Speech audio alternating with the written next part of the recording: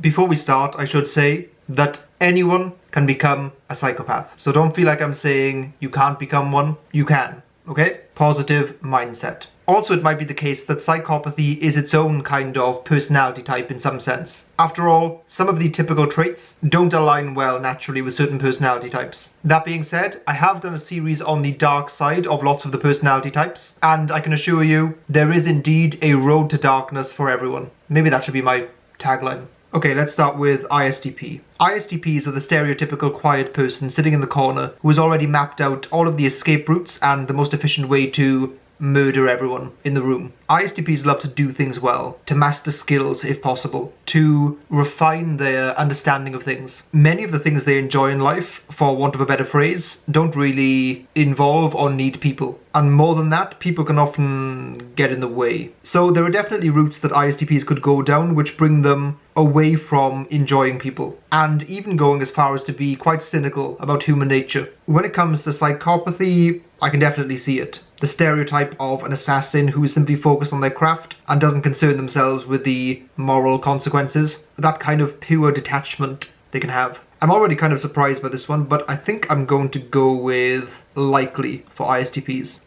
Let's do INFJ next. Well, this is an interesting one, which I say every time about INFJs. I've mentioned this idea a few times in other INFJ videos. There seems to be this reoccurring archetype or trope in fiction of an INFJ character, and I know it's not totally possible to type fictional characters, but of an INFJ character who is more powerful than the hero or the protagonist, but for some reason doesn't exercise their power. Sometimes it's revealed that this character has a dark past and that they sought power before and disliked the corrupting effect of it. If those characters were less inclined to dislike it, then you have a very dangerous prospect indeed. I've seen people like Osama bin Laden and Hitler typed as INFJs. I don't really have an opinion on that since I haven't looked into them enough, but it's certainly possible. INFJs are very empathic, and there's a debate as to whether psychopaths have empathy, since there are different kinds. People have speculated that they might have cognitive empathy, which is not quite the same as the standard kind. Also, some people who are apparently famous psychopaths are probably misclassified. For example, if you're a sadist, then you need to have strong empathy, otherwise you wouldn't be able to enjoy it.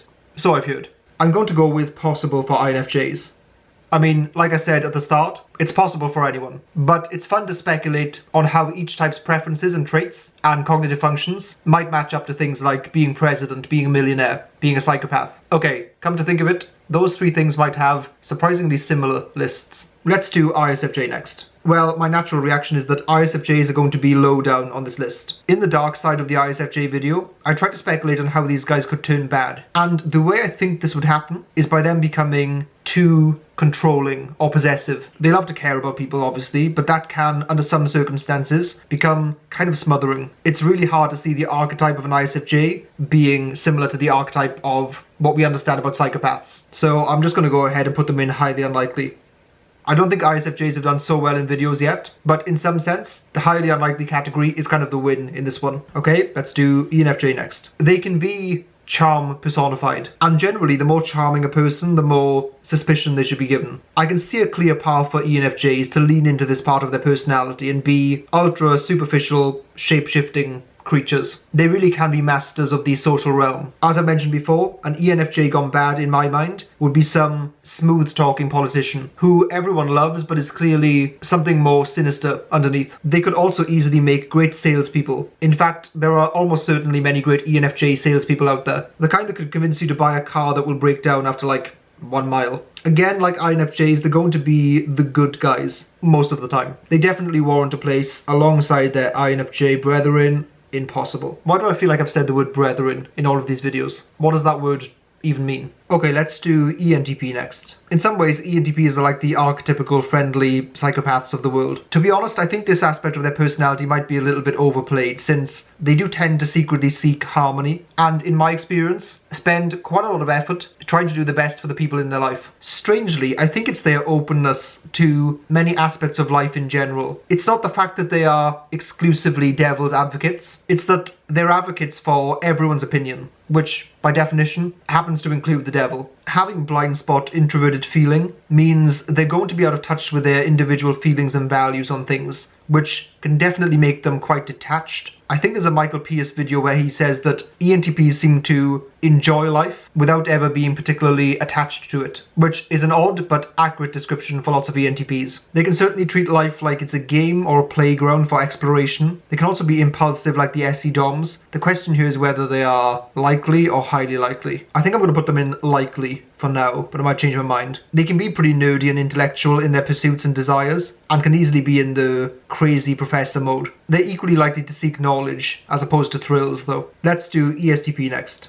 ESTPs kind of strike me as the archetypical psychopathic type. A dark ESTP is going to be impulsive, reckless, sensation-seeking, doesn't plan for the long term, glibness or superficial charm. I mean, third sort extroverted feeling could do that very well, and ENTPs have that too. Okay, let's bump these guys up. Back to ESTPs. Strangely, prioritizing the immediacy of the moment is portrayed as a virtue when it comes to things like mindfulness, meditation, avoiding anxiety, and funnily enough, living purely in the present moment is a highly psychopathic trait, one which they are known for. It's also interesting to note how ESTPs use introverted thinking. It's a tool for them, a means to an end as opposed to the end in itself. In my mind, that lends itself very well to being successful con artists. I guess this is an easy one, highly likely for ESTPs. Okay, let's look at ESFJs next. My initial reaction is that I don't see why they would differ that much from ENFJs. They have the ability to be charming and do the social schmoozing. They have blind spot NI, which can make them bad long-term planners in a lot of ways. That is something that didn't initially occur to me, but that could make them quite in the moment as well, and focused on the concrete things that are right in front of them. This is quite a strange one. There's just something about certain combinations of traits that seem to line up well in these ranking videos. I can just picture a charming, witty, seemingly warm, seemingly caring ESFJ, someone who would serve you with an exquisitely cooked version of your favourite meal that happened to be laced with poison. I'm not sure that I have good enough reasons to back this one up, so I'm going to put them in possible. Let's look at ISFP next. Now, my assumption is that ESFPs will be high on this list, so let's see how much of a big difference changing those functions around only slightly can make. Okay, so ISFPs surprisingly do have certain elements here. The desire to be untied down by things, not always being the best organisers, definitely capable of being impulsive, making decisions in the moment, purely based on whatever desire seems to grab them. Having blind spot NE might make them much less prone to worrying about all the possibilities that could happen. As the saying goes, we suffer more in imagination than reality, and one of the things psychopaths do well in terms of avoiding anxiety is simply not to dwell on the past or spend time worrying about anything other than what's right in front of you. Putting ISFPs high up would be slightly controversial, I think. This seems like a really strange video to talk about ISFP misconceptions, but there are a few things that stand out to me. One is the level of fieriness and intensity they're capable of. As I've said in one of these ranking videos before, they're not always meek and mild. Another is the physical presence they have. They often make excellent sports people. Also, they can be low-key thrill seekers and adrenaline junkies, more than willing to take some physical risks. That is pointing me to putting them definitely impossible. Could they even be higher? It might make sense that all of the high SE types are going to be towards the top. Okay, I'll go with the controversial one. I do think that ISFPs, very surprisingly, have a function stack that is not at odds with many psychopathic traits, so I'm going to put them next to ISTPs. I find it interesting that my mental image of ISFPs would put them in highly unlikely, yet on paper, there's nothing that stops them being likely. I wonder why that is. If anyone has any theory, then please let me know below. And if you are yourself an ISFP psychopath, then please don't hurt me for not putting you at the very top. I think ENFPs along with ENTPs can fall into the Joker-esque archetype of being chaos monkeys or revolutionaries who might be making a deep point about the flaws of society and human nature, or might just be out to have some fun by shaking things up. They can definitely wheel out the charm when needed, and are more than capable of being adaptable social chameleons. A dark ENFP can certainly use their skill set in a sinister way. I've also mentioned that ENFPs tend to have a noticeable light and dark side, but to be honest, it's rarely a dark side that is destructive to other people, more so themselves if anything. They can be extremely charismatic and make excellent leaders, even cult leaders. I think I've seen Charles Manson typed as an ENFP. Okay, ENFPs need to go in possible. They have certain capabilities and traits that are undeniably dangerous should they wish to misuse them. Please don't misuse them, ENFPs. Let's have a look at ISTJ. Kind of similar to the ESTJs here. A dark ISTJ is going to be prioritizing the system, structure, or establishment over the individual. I've been watching The Crown recently on Netflix, which I'd recommend, and the Queen is often typed as an ISTJ, which definitely fits for her. This is obviously a creative decision on the part of the writers, but she's often portrayed as being very cold and detached, preferring to uphold the duty of her role and maintain the integrity of the crown, versus siding with the individual concerns and needs of people around her, even people in her own family. I'm not saying the Queen is a psychopath, but, you know, it is the UK. How likely are ISTJs to go down this dark route?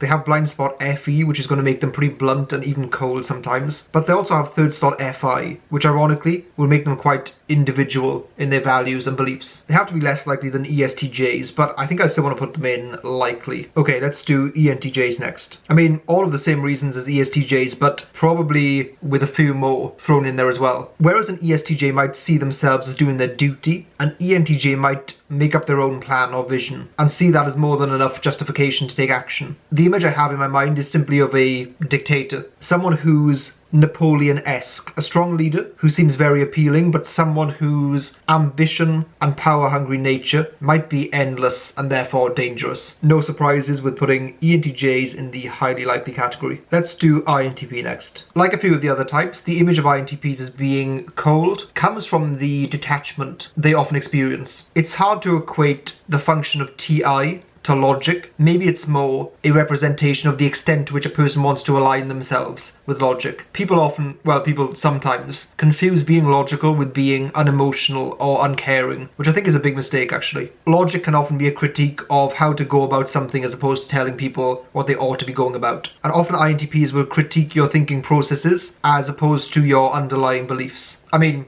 they'll criticize those too, but they care more about people correctly identifying the logical implications of their beliefs, as opposed to going around trying to change them. I must say, in my experience, INTPs appear to be much colder than they actually are, and as a result, I want to put them in possible, which might be lower than where other people would have put them. Okay, let's do ESTJ next. ESTJs, everyone's favorite psychopathic line manager. I think ESTJs fall into the lawful evil alignment most of the time when I've seen people classifying them, and that's their number one route to the dark side. I've actually seen Darth Vader be typed as an ESTJ, and to be honest, it does kind of fit. The most terrifying thing about the character in my view is that he's so businessman-like in his approach to universal domination. His walk in particular, he has a stride, but he's never in a rush. You get the sense that he's just ticking things off his malevolent to-do list. A phrase I can imagine an ESTJ saying is, "I'm not here to make friends, I'm here to get the job done." And for both ESTJs and ENTJs, at their absolute worst, they're going to make everyone else subservient to the goal they're trying to reach, or boxes that need to be checked. I think a person working under a psychopathic ESTJ are going to feel dehumanized. You know, maybe I should make a 16 personalities as heroes or something to make up for this one. I'm going to have to put ESTJs in the highly likely category. I debated whether I should remove one of these categories at the start, like I did for the last video, and there is a conspicuously empty category there. Let's see if we can move one down from possible to unlikely. Okay, I think I'll move ESFJs down. I also feel strangely compelled to move INTPs down as well, which is ironic because I think most people would have them high on this list. It's funny because so often INTPs will come across as detached and cold, and even psychopathic in their mindset, but like I said, I think that's a misreading of it. The philosophy of let reason alone decide is, like every other philosophy, going to give rise to moments where seemingly harsh decisions need to be made, but there almost always is some kind of utilitarian view where those hard choices are for the greatest good. Let's leave it as it is for now. Okay, so ESFP next. Just like the ESTPs, they'll have all of the impulsiveness and the sensation-seeking tendencies. They're more than capable of living life in a swashbuckling, adaptable, and nomadic way, rolling into town,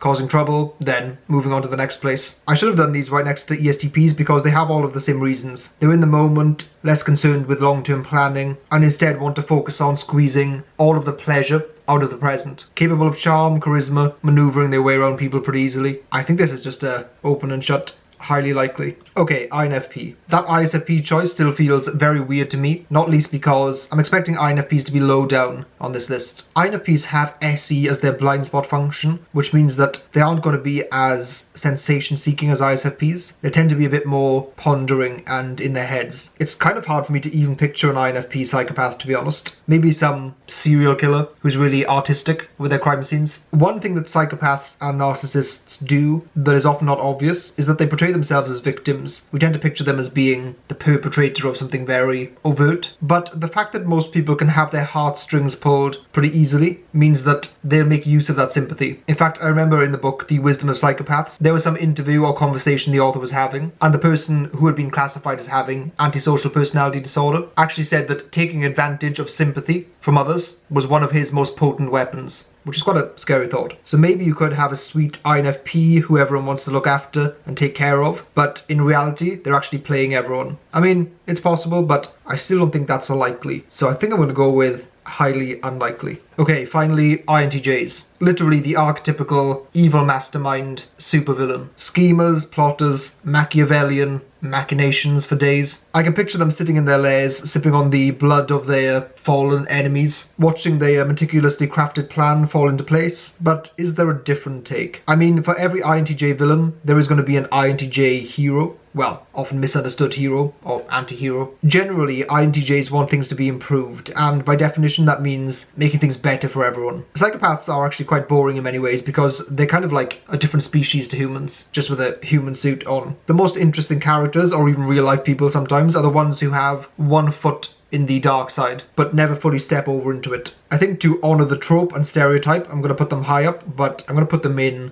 likely as opposed to highly likely. So as you can see, the majority of the types are either likely or highly likely to be psychopathic. There are two implications of this. Firstly, I'm clearly hanging around with a bad crowd of people, and secondly, that makes no mathematical sense. But then again, it's 2020, so, sense is not really in at the moment. I think it's 1 in 20 or 1 in 25, and I don't know if anyone's done any analysis on the types and psychopathy. My gut instinct is that there is probably not much correlation, not because certain types' functions don't match up very well with psychopathy, but that either being psychopathic, which is actually a pop culture term, we should say antisocial personality disorder, actually having that disorder might supersede many of your other traits and kind of take over as a thing in itself. Also, my suspicion is that there are many people high up on the spectrum that might not typically be seen as such or identified, so I'm sure that the results are skewed in many respects. I mean, it would make sense that the more overt and reckless people tend to get caught more. If you haven't already, please like and subscribe. Also, feel free to hit the notification bell and you'll get 2 notifications from me each week. Our description below is full of links to different things. There's our website and Patreon where you can donate money, request a video, or be typed. I also, for some reason, don't advertise this much, but we did create personality type themed mugs, which you can buy. There's also our Discord server, which I'd highly recommend joining. And then there's individual social media links where you can follow me and Luan on different platforms.